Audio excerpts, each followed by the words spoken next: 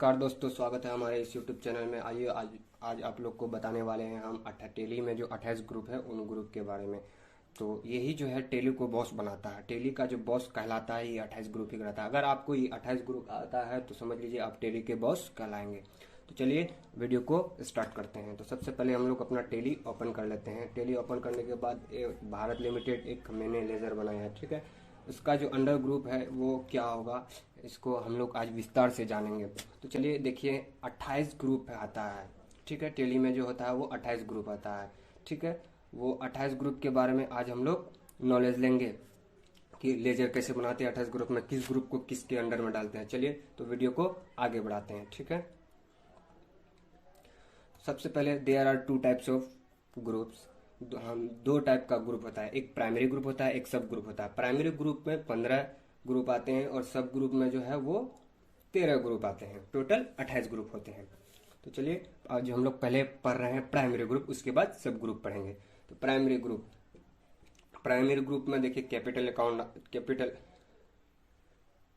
Account आता है, current asset आता है, करंट लायबिलिटीज आता है, फिक्स एसेट आता है, इन्वेस्टमेंट आता है, लॉन्स लायबिलिटी आता है, सस्पेंस अकाउंट आता है, branch and division, sales account, purchase account, direct income, indirect income, direct expense, indirect expense और मिसलेनियस एक्सपेंस। उसके बाद आते हैं सब ग्रुप। सब ग्रुप में कैश इन हैंड आता है, बैंक अकाउंट आता है, deposit asset, sundry debtor, sundry creditor, duty and taxes, secure loan, unsecure loan, loans and advance, stock in hand, provision, bank OD या bank OCC, reserve and surplus. तो चलिए दोस्तों video को आगे बढ़ाते हैं और सबसे पहले हम लोग प्राइमरी ग्रुप में चलते हैं। प्राइमरी ग्रुप में सबसे पहले कैपिटल अकाउंट पढ़ते हैं। कैपिटल अकाउंट उससे कैपिटल का जो एक हिंदी होता है वो पूंजी होता है। कैपिटल अकाउंट उसको कहते हैं मालिक अपना बिजनेस में जो पैसा लगाता है उसे हम कैपिटल अकाउंट कहते हैं। दूसरा आता है मेरे पास करंट एसेट, चालू संपत्ति। जहां संपत्ति कभी घटती है या बढ़ती है या परिवर्तन होती रहती है उसको हम लोग करंट एसेट कहते हैं। जैसे bills receivable, prepaid rent. Bills जो है किसी को उधार माल हम सेल किए हैं तो बिल्स जारी किए हैं, उसके बाद वो जो पैसा देगा तो मेरे पास कैश में परिवर्तन हो जाएगा। तो आगे बढ़ते हैं करंट लायबिलिटीज, चालू संपत्ति। ऐसा कर्ज जो हमें अगले कुछ सालों में कभी न कभी नगद में बदल जाना है। यानी कि मान लीजिए अब सन्डी क्रेडिटर है, किसी को हमने उधार माल बेचा है, तो उधार माल जो बेचा है तो वो आज हो, कल हो, 2 दिन बाद हो, 5 दिन बाद हो, 10 दिन बाद वो हमको पैसा देगा ही। तो चलिए आगे बढ़ते हैं वीडियो में। तीसरा है फिक्स एसेट। फिक्स एसेट स्थिर संपत्ति, ऐसा संपत्ति जो लॉन्ग टाइम तक चले, लंबी अवधि तक उसका उपयोग किया जा सके, ठीक है। जैसे मशीन है, मशीन आप लोग लिए हैं तो जल्दी ही खत्म नहीं करेंगे, कुछ दिन टाइम होगा। इसके बाद बिल्डिंग है, बिल्डिंग बनाता है, ढेरों सालों साल चलता है। टेबल है, चेयर है, इसी तरह बहुत सारे हैं। इन्वेस्टमेंट, जब हम किसी जगह पैसा इन्वेस्ट करते हैं, जैसे शेयर, मान लीजिए किसी कंपनी से आप शेयर खरीदे, LIC किसी जगह LIC में आप पैसा इन्वेस्ट किए, पेंशन प्लान, इसी तरह आगे बढ़ते हैं। लोन्स लायबिलिटी, इसका 2 सब ग्रुप है, एक अनसिक्योर लोन, दूसरा सिक्योर लोन, जो हम लोग आगे पढ़ेंगे अभी इसका पूरा डीपली के साथ। किसी भी प्रकार का लोन इस ग्रुप में हम लोग दिखा सकते हैं, किसी भी प्रकार का लोन इस ग्रुप में हम लोग दिखा सकते हैं, लेकिन फिर हमें यह पता नहीं चल पाएगा कि ये सिक्योर लोन है, अनसिक्योर लोन है। इसीलिए इसको सिक्योर में लोन या अनसिक्योर लोन में डालते हैं, जो आगे हम लोग सब ग्रुप में इन दोनों को पूर्ण रूप से जानेंगे। चलिए तो आगे बढ़ते हैं। छठा जो में हम लोग के पास जो आता है वो सस्पेंस अकाउंट, जो हमें पता नहीं चलता है कि इसको किस में डालें, तो उस समय आप सस्पेंस में डाल दीजिए। जब आपको पता चले तो फिर आप अल्टर करके उस सस्पेंस को फिर सुधार कर सकते हैं, ठीक है। जब नहीं कुछ समझ में आए, सिंपल बात में जब कुछ समझ में नहीं आए उसको सस्पेंस में डाल देते हैं हम लोग। चलिए आगे बढ़ते हैं। अब ब्रांच डिवीजन, एक से अधिक जिसका शाखा होता है उसे हम इस ग्रुप में दिखाते हैं। जैसे जियो कंपनी है, उसका ढेरी ब्रांच है, दिल्ली में है, कोलकाता में है, बिहार में है, बहुत बहुत डिफरेंट जगह में जिसका एक से अधिक जगह पे जिसका ब्रांच होगा उसको हम ब्रांच अंडर ग्रुप में दिखाते हैं। तो चलिए अब सेल्स, जब किसी भी सामान को हम लोग बेचते हैं उसे हम सेल ग्रुप के अंडर में दिखाते हैं। जैसे मोबाइल हो गया, लैपटॉप हो गया, टेबल हो गया, चेयर हो गया, DC और बहुत सारे जितने चीज को हम लोग बेचेंगे उसको सेल्स अमाउंट में दिखाया जाता है, सेल्स अंडर ग्रुप में रखा जाता है। और आगे आता है परचेज अकाउंट, खरीदना। जब हम किसी से हम कुछ खरीदते हैं तो उसे हम परचेज अकाउंट में दिखाते हैं। जैसे टाइल्स, मार्बल्स, मेडिसिन, कुछ भी हम लोग परचेज करेंगे तो वो परचेज के अंडर ग्रुप में हम लोग दिखाएंगे। टेली में कंपनी क्रिएशन किस तरह होता है, अगर आप लोग यानी कि नहीं जानते हैं तो लिंक डिस्क्रिप्शन बॉक्स में दिया हुआ है, आप लोग वहां जाके देख करके टेली कंपनी क्रिएशन सीख सकते हैं। चलिए दोस्तों, वीडियो में वो आगे बढ़ाते हैं।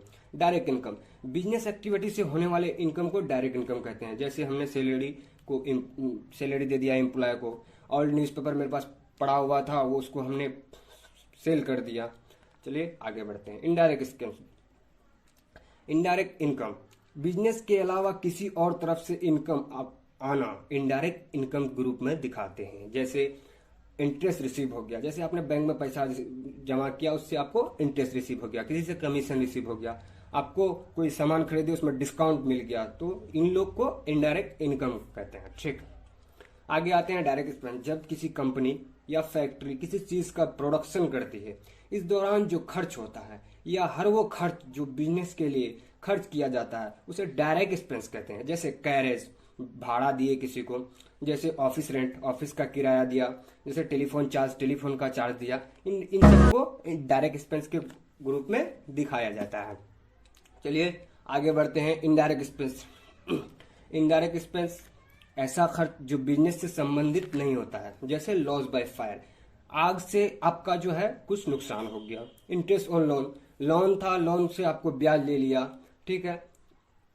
उसके बाद सैलरी किसी को दे दिया आप, रिपेयर किए, रिपेयर चार्ज दे दिए। इलेक्ट्रिसिटी बिल चार्ज, इलेक्ट्रिसिटी जो बिल किए उसका चार्ज दे दिए।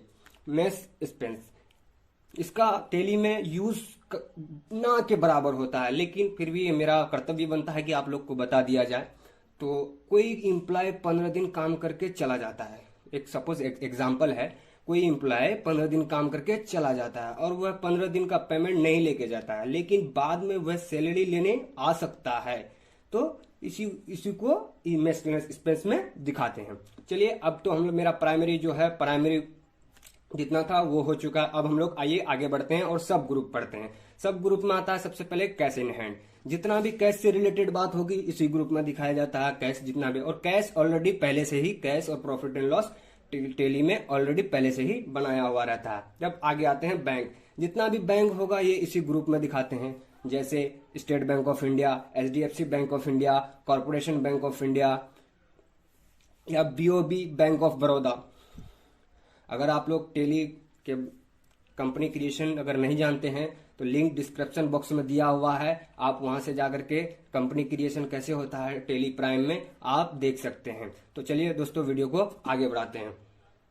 डिपॉजिट, ऐसा पैसा जो हमने सिक्योरिटी के तौर पर कहीं ना कहीं जमा किया और वो हमको वापस मिलेगा ही मिलेगा। जैसे म्यूचुअल फंड में बहुत लोग पैसा इन्वेस्ट करते हैं, तो वो जो है आप सेक्रेटरी के तौर पर दिए हैं, वो आपको 100% कभी न कभी वापस मिलेगा ही। चलिए आगे बढ़ते हैं हम लोग वीडियो में।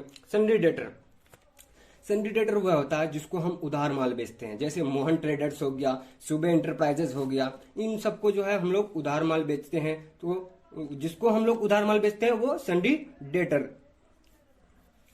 क्रेडिटर। आइए, सन्डी क्रेडिटर जिससे हम उधार माल खरीदते हैं। जैसे भारत लिमिटेड से हम लोग उधार माल खरीदते हैं, कमल इंटरप्राइजेस से। आपका जो होगा वो दे दीजिएगा, मेरा जो है वो हम दिए हैं, ठीक है। आगे बढ़ते हैं। ड्यूटी एंड टैक्सेस, ये जो है मोस्ट BBI है।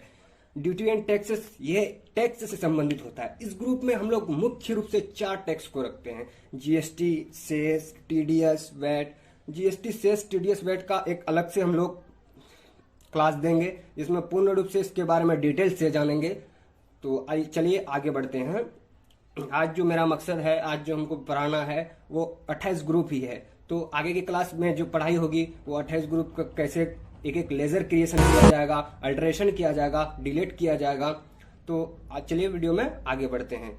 वो वीडियो सेक्योर लोन ऐसा लोन जो हमें कुछ न कुछ सिक्योरिटी देकर लेते हैं। जैसे कार लोन, बैंक लोन, इन दोनों यानी कि लोन में देखिए आप कुछ ना कुछ सिक्योरिटी देता है। जैसा कि बैंक से लोन लिए हैं तो कुछ जमीन का कागजात या वगैरह कुछ दिए होंगे, तो जिससे अगर इस सब से नहीं पेमेंट करते हैं तो आपको जो है सिक्योरिटी, जैसा कि आपका जमीन में लोन लिए हैं तो जमीन का जो कागजात दिए हैं अगर आप ये चुका नहीं पाते हैं तो आपका कागजात जमीन जब्त कर लिया जाता है। चलिए अनसिक्योर लोन, आगे बढ़ते हैं। अनसिक्योर लोन ऐसा लोन जो हमें सिक्योरिटी देकर नहीं लेते हैं, जैसे लोन फ्रॉम फ्रेंड्स, फ्रेंड से हमने लोन लिया, कोई सिक्योरिटी नहीं दी। लोन फ्रॉम डायरेक्टर, डायरेक्टर कोई था उससे हमको लोन दे दिया, वो सिक्योर, ऐसा सिक्योरिटी नहीं देकर लेते हैं, ऐसे ही लेते हैं, दोस्त यार से लेते हैं, उसको हम अनसिक्योर लोन में दिखाते हैं।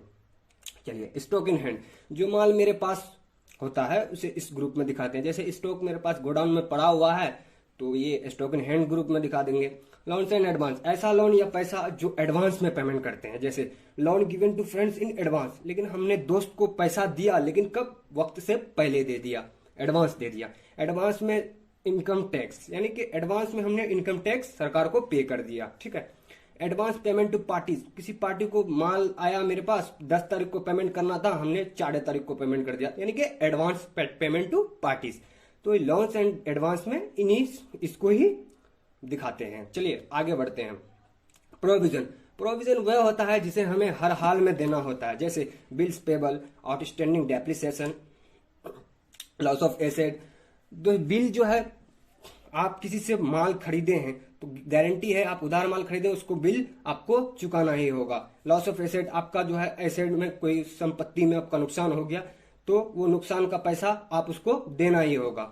चलिए आगे बढ़ते हैं। Bank OD and bank OCC account, जो बैंक ओवरड्राफ्ट किसी और को प्रोवाइड करते हैं वो बैंक ओसीसी और बैंक ओडी अकाउंट में बहुत कम इसका यूज होता है, टेली में ना के बराबर। रिजर्व एंड सरप्लस, किसी भी प्रकार का जमा पूंजी वो रिजर्व एंड सरप्लस में दिखाया जाता है। एक सिंपल उदाहरण इसका ये लेते हैं कि आप 2 पार्टनर है एक कंपनी में, तो दोनों कुछ कुछ अपना प्रॉफिट का कुछ हिस्सा रिजर्व में जमा करके कहीं रखता है, तो वो इसी ग्रुप में आता है। तो दोस्तों कैसा लगा मेरा वीडियो, तो आशा करते हैं कि ये वीडियो अच्छा लगेगा। तो दोस्तों आप सबसे मेरी अनुरोध है कि जो चैनल पे नए हैं उन सबसे मेरी विनती है कि चैनल को सब्सक्राइब कर लें, लाइक कर दें, कमेंट कर दें और बेल आइकन को प्रेस कर लें, ताकि आप लोगों के लिए ऐसे ही मैं इंटरेस्टिंग वीडियो लाता रहूं। तो आज के लिए इतना ही। Thank you, have a nice day, bye.